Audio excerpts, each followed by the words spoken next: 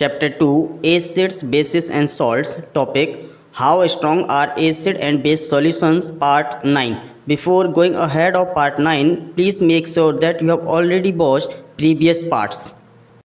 Hello students, मैं P Singh आपका KCC math and science YouTube channel में स्वागत करता हूं और इस वीडियो में बात करने वाले हैं हाउ स्ट्रॉन्ग आर एसिड और बेस सॉल्यूशन। एसिड और बेस सॉल्यूशन कितने स्ट्रॉन्ग होते हैं, ठीक है।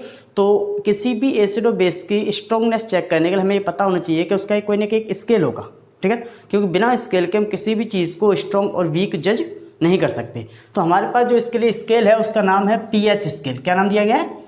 PH scale. तो सबसे पहले हम पीएच स्केल के बारे में जान लेते हैं और उसके हिसाब से हम एसिड और बेसिक सॉल्यूशंस को कैरेक्टराइज कर लेंगे, ठीक है। ये एक ऐसा स्केल होता है जिस पर 1 से लेकर 14 तक काउंटिंग लिखी होती है, ठीक। 1 2 3 4 5 6 7 8 9 10 11 12 13 और 14, ठीक है। इस स्केल पर 1 से लेकर 14 तक काउंटिंग होती है और प्रत्येक काउंटिंग के हिसाब से एक पर्टिकुलर कलर होता है।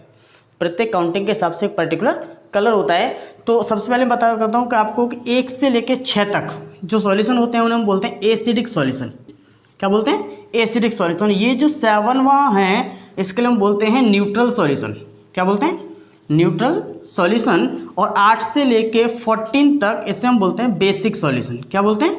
Basic solution. मीन्स अगर किसी भी सॉल्यूशन की रेंज में हमारे पास पीएच मान 1 से लेकर 6 तक है, अगर पीएच वैल्यू 1 से लेकर 6 तक है तो वो एसिडिक सॉल्यूशन होगा।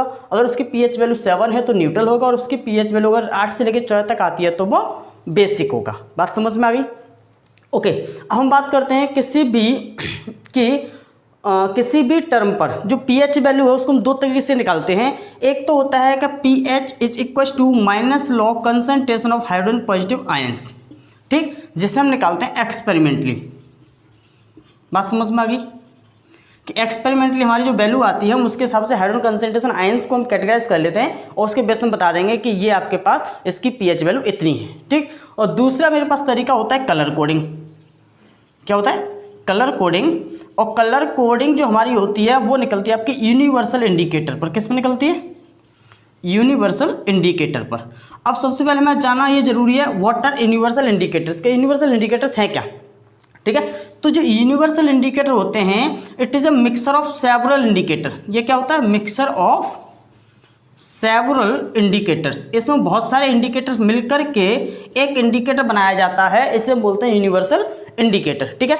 और ये इंडिकेटर क्या करता है कि अलग अलग कंसंट्रेशन ऑफ आयंस पर अलग अलग कलर शो ऑफ रिप्रेजेंट करता है। मालूम समझ आई कि जितना उसके अंदर हाइड्रोजन कंसंट्रेशन आयंस होंगे उसके हिसाब से वो कलर देगा, ठीक। अब उस कलर के हिसाब से हम उसकी पीएच वैल्यू जज करेंगे और पीएच वैल्यू जब जज होगी उसके हिसाब से हम बताएंगे कि एसिडिक है, न्यूट्रल है, बेसिक है। बात क्लियर हो रही है? ओके, तो किसी भी सॉल्यूशन में जैसे मेरे पास एक एसिड है, अब एसिड को मैं स्ट्रॉन्ग और बेस 2 तरीके से कह सकता हूँ, स्ट्रॉन्ग और वीक, ठीक है। एक तो मेरे पास क्या है कि अगर हाइड्रोजन पॉजिटिव आयन कंसंट्रेशन बहुत ज़्यादा है तो वो होगा स्ट्रॉन्ग एसिड। और जहाँ पर हाइड्रोजन पॉजिटिव आयन का कंसंट्रेशन बहुत ही लेस है तो वो होगा आपके पास वीक एसिड। बात समझ में आ गई? हाइड्रोजन कंसंट्रेशन अगर ज़्यादा है तो स्ट्रॉन्ग और हाइड्रोजन कंसंट्रेशन अगर कम है तो वीक। ऐसे मेरे पास बेस होते हैं। अगर मेरे पास OH नेगेटिव का कंसंट्रेशन ज़्यादा है, OH नेगेटिव, ध्यान रखिए एसिड में H पॉजिटिव और बेस के लिए क्या चेक करते हैं? OH negative. अगर OH नेगेटिव कंसंट्रेशन का क्वांटिटी बहुत ज़्यादा है तो वो होगा स्ट्रॉन्ग बेस। अगर OH नेगेटिव आयन कंसंट्रेशन की क्वांटिटी अगर कम है तो वो होगा वीक बेस। बात क्लियर होगी? तो मैंने कहा आपसे कि पीएच जो वैल्यू हो तुम 2 तरीके से निकाल सकते हैं। एक तो pH minus log concentration of hydrogen ions और एक पीएच होता है कलर कोडिंग से। बात समझ में आई? तो सबसे पहले हम बात करते हैं कलर कोडिंग की कि किस कलर पर कौन सा पीएच शो ऑफ किया जाता है, ठीक है। तो मैं इसको थोड़ी देर के लिए इरेज कर देता हूँ। देखिए अब मेरे पास जो पीएच वैल्यू है वो मैंने अभी आपको बताया कि वो क्या होगी 1 2 3 4 5 6 7 8 से लेके 14 तक। अब मैंने उसको 1 2 3 4 को क्या किया, थोड़ा अपनी भाषा में लिखा है 1 3 5 7 9 11 और 13, ठीक है। मैंने सबसे पहले लिखे ऑड नंबर्स, फिर लिखूंगा इवन नंबर्स 2 4 6 8 10 12 और 14, ठीक है। और मैंने क्या किया इसके लिए एक ट्रिक बनाई हुई है, उस ट्रिक से हम इसको याद कर लेंगे, बस समझे, और कलर भी हम याद कर लेंगे। तो मेरी जो ट्रिक है वो क्या है, देखिए रॉय, क्या लिखा हुआ मैंने, रॉय ग्रेट तेरी बीबी, ठीक है, क्या लिखा हुआ, रॉय ग्रेट तेरी बीबी। तो मैंने इसको लिखा रॉय, ठीक, इसको लिखा मैंने ग्रेट, इसको लिखा मैंने तेरी, और इसको लिखा मैंने वी और वी, ठीक। रॉय ग्रेट तेरी बीबी, फ्री आएगा आपके पास पीए वियर, इन दो के लिए मैंने लिखा है ग्रीन लिम्डा, क्या लिखा है, ग्रीन लिम्डा, बियर का नाम दिया गया है ग्रीन लिम्डा, ठीक है। इन दोनों के लिखा है मैंने नीले पेड़ के नीचे, नीले पेड़ के नीचे, और ये हो जाएगा मेरा पूरी। अब ट्रिक को ध्यान से देखिए, मैंने क्या लिखा है, रॉय ग्रेट तेरी बीबी, पिए बियर, ग्रीन लिम्डा, नीले पेड़ के नीचे पूरी, ठीक है। अब इसके हिसाब से जो कलर्स है वो मैं बता देता हूँ आपको कि अगर आपके पास पीएच मान 1 है, पीएच मान अगर 1 है, अगर पीएच की वैल्यू 1 है तो वो रेड कलर आएगा, और रेड कलर आता है यूनिवर्सल इंडिकेटर पे, तो समझ लेना कि उसका पीएच वैल्यू 1 है और वो होगा एसिडिक सॉल्यूशन, ठीक। अगर मेरे पास पीएच वैल्यू 3 आती है तो वो होगा ऑरेंज, अगर पीएच वैल्यू मेरे पास 5 है तो वो होगा येलो, अगर मेरे पास पीएच वैल्यू 7 है तो वो होगा ग्रीन, ठीक, ये होगा आपका टर्क्वाइज, क्लियर, ये होगा मेरे पास ब्लू, और ये होगा मेरे पास वायलेट, ठीक।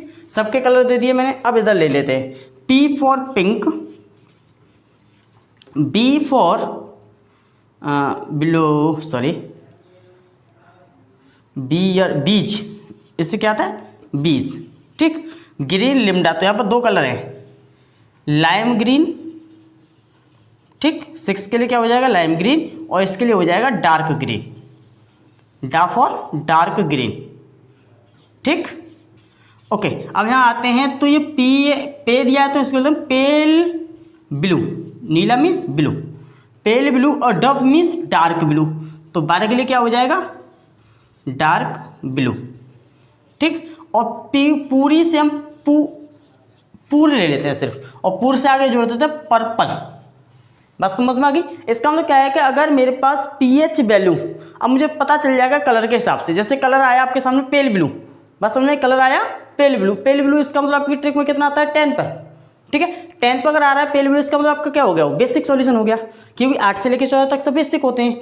वैसे अगर सबको इधर ग्रीन आया, अगर ग्रीन आता है तो आपका होगा 7, दैट इज न्यूट्रल, बस नहीं। अगर यूनिवर्सल इंडिकेटर पर कोई भी कलर आता है, उस कलर के हिसाब से हम उसको एसिडिक बेसिक हम जज कर सकते हैं, एसिड बेस या न्यूट्रल, बस नहीं। तो ये मेरे पास है यूनिवर्सल इंडिकेटर के कलर्स, यूनिवर्सल इंडिकेटर के कलर्स, जिसके हिसाब से हम पीएच वैल्यू को जज कर लेंगे, और पीएच वैल्यू का जज होगी तो हम उसके हिसाब से उसका एसिड और बेस सॉल्यूशन भी जज कर लेंगे। बात क्लियर होगी। तो इस तरीके से हम क्या, इसको एक ट्रिक मैंने बताई है, उस ट्रिक को आप याद कर लीजिए। रॉय ग्रेट तेरी बीबी, क्या याद करोगे, रॉय ग्रेट तेरी बीबी, पिए बियर ग्रीन लिम्डा, पिए बियर ग्रीन लिम्डा, नीले पेड़ के नीचे पूरी। और इसके हिसाब से आपको ध्यान रखना है कि मैंने पहले लिखे हैं इवन नंबर, सॉरी ये ऑड नंबर्स 1 3 5 7 9 11 13, और फिर लिखे मैंने इवन नंबर्स 2 4 6 8 10 1 12 1 14। बात समझ में आ गई। और इसके हिसाब से मैंने उसको एक ट्रिक बना दी, उस ट्रिक के हिसाब से आप उसकी पीएच वैल्यू, सॉरी कलर से याद हो जाएंगे, और कलर से याद हो जाएंगे तो पीएच वैल्यू याद हो जाएगी, पीएच वैल्यू याद हो जाएगी तो आपको एसिडिक बेसिक और न्यूट्रल सॉल्ट भी याद हो जाएगा। बात समझ में आ गई। अब बात करते हैं हम कि हम पीएच को दूसरे तरीके से जो निकाल रहे थे, ठीक है, पीएच को दूसरे तरीके से निकालने का तरीका मैंने अभी आपको क्या बताया। हम देखते हैं कि pH is equal to minus log concentration of hydrogen positive ions. Okay, सबसे पहले बता दूं व्हाट इज pH। pH का मतलब होता है पावर, ठीक है ना, और इस H का मतलब होता है हाइड्रोजन आयन कंसंट्रेशन, ठीक है। इसका मतलब एक एससी पावर या फिर power of hydrogen concentration is known as pH, और pH इज इक्वल टू होता है माइनस या negative logarithm of concentration of hydrogen ions, ठीक। अब पहले कुछ लॉग के फॉर्मूला मैं आपको डिस्कस कर लेता हूँ, उसके बाद में इसकी वैल्यूज को डिस्कस करेंगे। इसमें क्या होता है कि लॉग ए की power b is equal to होता है b log a, बात समझ में आई। इसका मतलब क्या है कि ए की पावर समथिंग जो पावर होगी वो आगे आ जाएगी बी लॉग ए। क्लियर। दूसरा होता है कि log 10 इज इक्वल टू होता है 1। log 10 इक्वल टू कितना होता है 1। तो हम केवल इन्हीं दो पर बेस्ड न्यूमेरिकल सॉल्व करेंगे, बाकी हमें लॉग टेबल देने की जरूरत नहीं है। ठीक है। अब सपोज दैट जैसे कि आपको एक सॉल्यूशन दिया गया है, calculate pH of a solution, calculate pH of a solution having molar concentration of hydrogen ions is equal to, मैं डायरेक्ट लिख देता हूँ कि 10⁻³ मोल पर लीटर। ठीक है। अब मुझे इसकी pH कैलकुलेट करनी है, तो इसके लिए क्या होता है कि pH is equal to minus log concentration of hydrogen positive ions, यही मिला था आपको अभी। इट मीन्स माइनस लॉग 10⁻³ इसमें क्या हो जाएगा माइनस लॉग 10⁻³ और ये -3 आ जाएगा आगे, और ये हो जाएगा -3 इंटू माइनस लॉग 10। ठीक। इसका मतलब हो जाएगा 3 log 10 और log 10 की वैल्यू होती है 1, तो इसका मतलब हो गया 3। ठीक है। और इसका मतलब इसकी pH आ गई 3 और 3 आने का मतलब होता है ये हो गया आपका एसिडिक सॉल्यूशन। बात क्लियर होगी। तो ऐसे ही अब जैसे अब इसी के बेस्ड हम दूसरा क्वेश्चन ले लेते हैं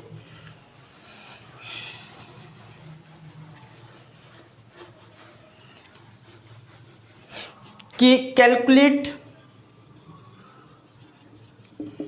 pH of a solution having molar concentration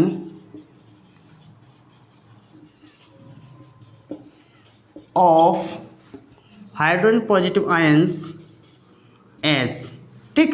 और मैंने लिख दिया आपको कि 10⁻⁸ मोल पर लीटर।